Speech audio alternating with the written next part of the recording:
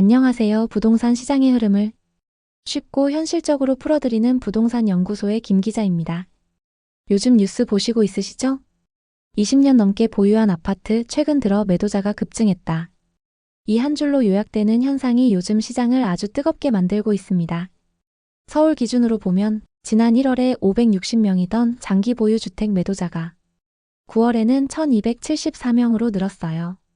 무려 2배 이상 증가했고 등기 정보가 집계된 이후 역대 최고치입니다. 그런데 이건 단순한 통계 변화가 아닙니다. 이 숫자 안에는 시장의 심리 변화, 그리고 세금 규제 정책 신호가 모두 들어있어요. 그래서 오늘은 이 데이터를 중심으로 왜 장기 보유자들이 팔기 시작했는가? 강남 3구의 움직임이 시장 전체에 어떤 영향을 줄까? 그리고 지금 우리가 취해야 할 대응 전략은 무엇인가?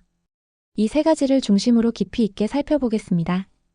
왜 갑자기 20년 보유주택 매도가 늘었을까? 이번 현상의 출발점은 이재명 정부가 내놓은 10월 15일 부동산 대책입니다. 그 안에는 보유세 인상 시사, 대출 규제 강화, 장기 보유 특별 공제 제한, 이렇게 세 가지 핵심 변화가 포함돼 있죠. 즉, 다주택자 입장에서는 이제 오래 보유해도 세금 혜택이 별로 없다. 대출이 막히면 갈아타기도 어렵겠다. 이런 인식이 확산된 겁니다. 그래서 자산가들은 지금이 매도 타이밍일 수 있다. 이렇게 판단하고 실제로 움직인 거예요. 특히 장기 보유자, 즉 20년 이상 같은 집을 보유한 사람들은 대부분이 세금 부담보다는 안정성을 보고 버텨왔던 분들입니다. 그런데 이번 세제 개편 신호로 인해 이젠 나도 한번 정리해야겠다는 생각을 하게 된 거죠. 강남 3구의 매도세, 단순한 차익 실현일까? 서울 전체적으로 봐도 강남 3구의 움직임이 두드러집니다. 강남구 111명, 서초구 76명, 송파구 106명. 이 세 지역이 전체 매도자의 23%를 차지했어요. 왜 강남 3구일까요? 이 지역은 단순한 고가 아파트 지역이 아니라 한국 부동산 시장의 방향타 역할을 합니다. 부동산 시장을 보실 때 항상 기억하셔야 할 게 강남은 신호등이다라는 겁니다. 강남이 먼저 움직이면 한두 달 뒤에 마포 용산성동 같은 지역이 따라오고 그 뒤로 경기권이 반응하죠. 그만큼 심리적 영향력이 큽니다. 이번 매도세도 마찬가지입니다. 단순히 이익 실현이라기보다 보유세 부담 회피 갈아타기 증여. 이 세 가지 요인이 복합적으로 작용하고 있습니다. 세금이 시장에 미치는 진짜 영향. 세금이 오르면 단기적으로는 매물 증가가 나타납니다. 이럴 바엔 지금 팔자는 움직임이 늘기 때문이죠. 하지만 그 다음이 중요해요. 이후엔 시장이 서서히 관망세로 바뀝니다. 팔 사람은 팔고 살 사람은 멈춥니다. 거래량이 줄고 가격이 일시적으로 조정됩니다. 즉, 세금 강화가 단기적으로는 거래를 촉진하지만 중기적으로는 시장 동결 효과를 가져올 수도 있습니다. 그래서 정부의 정책이 어떤 속도로 어떤 강도로 시행되느냐가 중요합니다. 너무 급격하면 시장이 경직되고 완만하면 효과가 미미하죠. 다주택자들의 전략 변화. 요즘 시장에서 두드러지는 흐름이 하나 있습니다. 바로 똘똘한 한 채 전략 강화예요. 예전에는 분산 투자 개념으로 집을 여러 채 나눠서 갖는 게 유리하다고 생각했죠. 하지만 지금은 세금, 대출, 공제 모든 측면에서 한 채 중심 전략이 유리한 구조로 바뀌고 있습니다. 그 결과 다주택자들이 보유주택을 정리하면서 입지 좋은 곳 한 채를 남기는 구조 조정형 거래가 늘고 있습니다. 이건 단순한 매도세가 아니라 포트폴리오 재편 현상이에요. 앞으로의 시장 흐름. 그럼 이런 매도세가 앞으로 시장에 어떤 영향을 줄까요?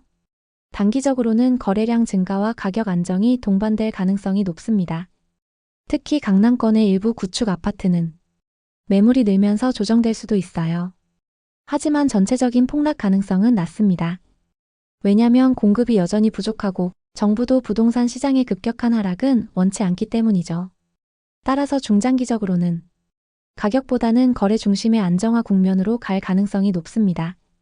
사려는 사람은 줄고 팔려는 사람은 늘어난 일시적인 불균형 상황이 이어질 수 있습니다. 지금 우리가 취해야 할 현실적 대응 전략. 이제 가장 중요한 부분이죠. 시청자분들이 지금 어떤 행동을 해야 할지 정리해드릴게요. 첫 번째 정책 방향을 먼저 체크하세요. 세율 인상, 공제 축소, 대출 규제는 순차적으로 발표됩니다. 모든 걸 한 번에 시행하진 않아요. 따라서 언제부터 적용되느냐가 핵심입니다. 두 번째, 실거주 중심으로 포트폴리오를 단순화하세요. 투자용 다주택은 세금 부담이 커집니다. 반면 실거주 목적 주택은 정책적으로 보호받을 가능성이 높습니다. 세 번째, 증여 상속 전략을 병행 검토하세요. 지금 같은 시기에는 세금 체계가 바뀌기 전에 가족 간 자산 이동을 계획하는 경우가 많아요. 하지만 이건 반드시 세무 전문가와 함께 준비하셔야 합니다. 마지막으로, 시장 분위기에 휩쓸리지 마세요. 부동산은 항상 심리 싸움입니다. 조급하게 팔거나 무리하게 사는 시점이 가장 후회로 남는 경우가 많습니다. 결론 및 마무리.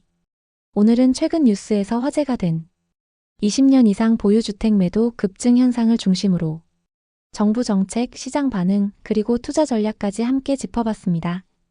이번 흐름은 단순한 매도세가 아니라 정책 전환기의 신호라고 볼 수 있습니다. 과거 문재인 정부 시절처럼 규제의 타이밍과 강도가 시장에 미치는 영향을 이번에도 다시 체감하게 될 겁니다. 이럴 때일수록 필요한 건 남들이 불안할 때 냉정하게 판단하는 시각입니다. 정부 정책은 언제나 변하지만 좋은 입지와 실수요 중심의 자산은 시간이 지나도 가치가 남습니다. 이제 마무리하면서 오늘 영상이 시장 이해에 도움이 되셨다면 좋아요와 구독 그리고 알림 설정 부탁드립니다. 앞으로도 뉴스 뒤에 숨은 정책 의도와 그 영향을 현실적으로 해석해드리겠습니다. 여러분의 상황에 맞는 상담이나 분석이 필요하시면 댓글로 남겨주세요. 제가 직접 보고 구체적으로 도와드리겠습니다. 감사합니다.